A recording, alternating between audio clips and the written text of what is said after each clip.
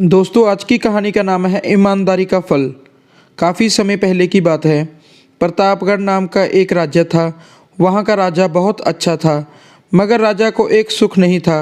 वह यह कि उसके कोई भी संतान नहीं थी और वह चाहता था कि अब वह राज्य के अंदर किसी योग्य बच्चे को गोद ले ताकि वह उसका उत्तराधिकारी बन सके और आगे की भाग दौड़ को सुचारू रूप से चला सके। और इसी को देखते हुए राजा ने राज्य में घोषणा की कि सभी बच्चे राजमहल में एकत्रित हो जाएं। ऐसा ही हुआ। राजा ने सभी बच्चों को पौधे लगाने के लिए भिन्न भिन्न प्रकार के बीज दिए और कहा कि अब हम 6 महीने बाद मिलेंगे और देखेंगे कि किसका पौधा सबसे अच्छा होगा।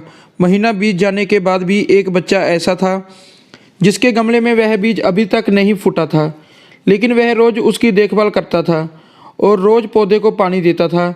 देखते ही देखते 3 महीने बीत गए। बच्चा परेशान हो गया। तभी उसकी माँ ने कहा, बेटा धैर्य रखो, कुछ बीजों को फलने में ज़्यादा वक्त लगता है। और वह पौधा को सींचता रहा। 6 महीने हो गए। राजा के पास जाने का समय आ चुका था, लेकिन वह डरा हुआ था। सभी बच्चों के गमलों में तो पौधे होंगे और उसका गमला खाली होगा, लेकिन वह बच्चा ईमानदार था और सारे बच्चे राजमहल में आ चुके थे।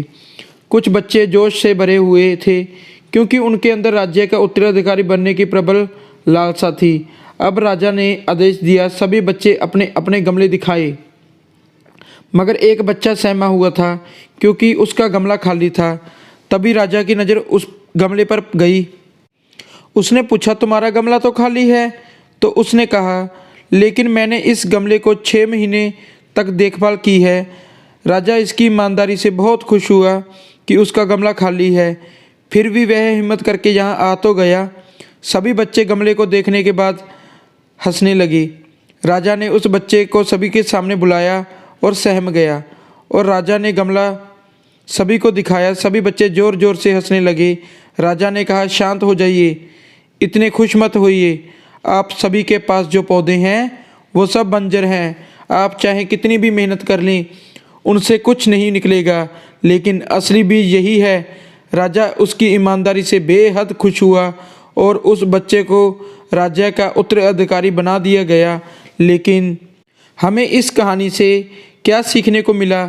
मेरे हिसाब से अपने अंदर ईमानदारी होना बहुत ही ज़रूरी है।